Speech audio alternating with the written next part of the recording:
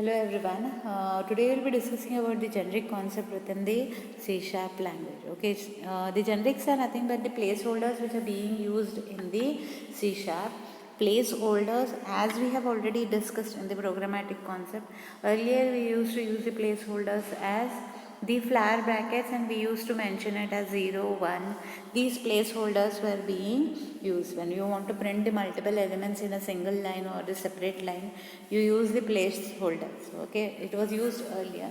So here also you use a new concept called as generics, which are also called as the placeholders. Okay, those placeholders as be either used in the classes or the methods. Remember, those placeholders are used to be either used in the classes or the methods, and those placeholders, it will be taking the type, nothing but the specified type, integer, float, double, string, whatever it is, at compile time it will be taking.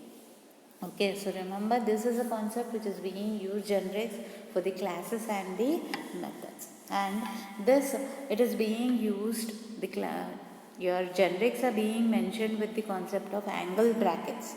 Okay, angle brackets. In the angle brackets, you may be mentioning the data types. It may be int type, float type, double, as I said. Those it will be used within the angle brackets, and afterwards you may be mentioning, or before you may be mentioning the classes or the methods which are being used in the program. So this is, remember the concept of generics. It's nothing but it's a placeholder which is used at the compile time with the certain data types in certain order it will be used, and it will be used with the help of a angle bracket.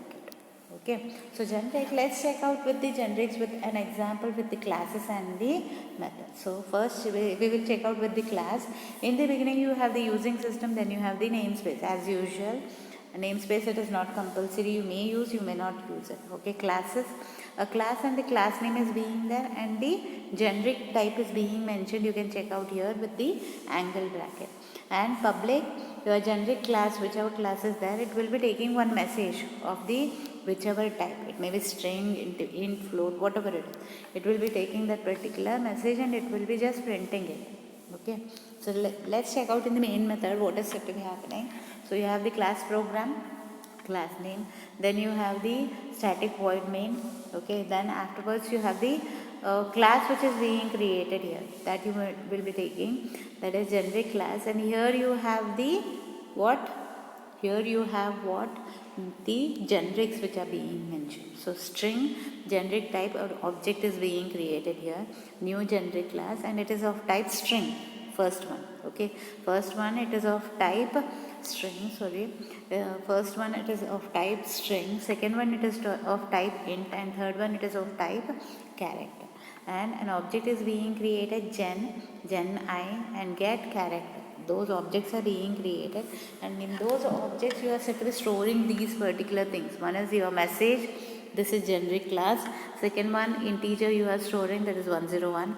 And third one, you are set to be storing the character t in the object get ch. Okay, like this it will be there, it will be carried out, it moves here and it just prints the message. So first it is printing this generic class, next it is printing 101, and next it is printing t. Okay, that it will be printed on the screen. Okay, this is the concept of your generic class. Now let's check out with the generic method. Okay, so same way you have the same things it is being mentioned. So you have a using system, your namespace, class, generic class, then you have a method. Okay, public void show, and it will be mentioning its generic type, whichever type it is being using, and it is set to be printing the message t. Okay, t whichever data type is there, int, float, double, that it will be taken and it will be printed. Same way, whatever things you did in the previous thing, it is the same, but only thing is that extra additional is a method called void show method.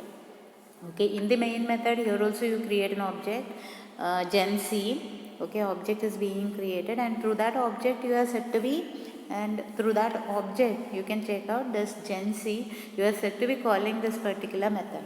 Okay, you are calling this method and you are set to be printing what? You are printing first sentence, that is this generic method. Okay, then you are printing gen c dot show 101, it is being printed.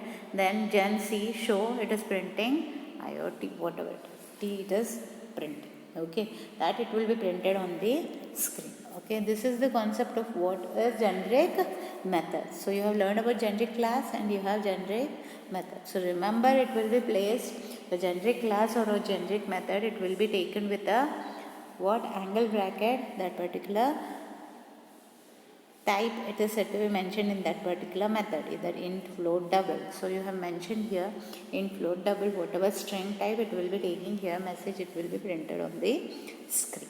Okay, this is generic method. And in the generic classes there are various types of namespaces you can check out. The namespaces which are being present are list, you have stack, you have queue, you have linked list, you have hash set, you have sorted set, you have dictionary, you have sorted dictionary, and you have sorted list. These and all are the types of namespaces which are there in the generic class.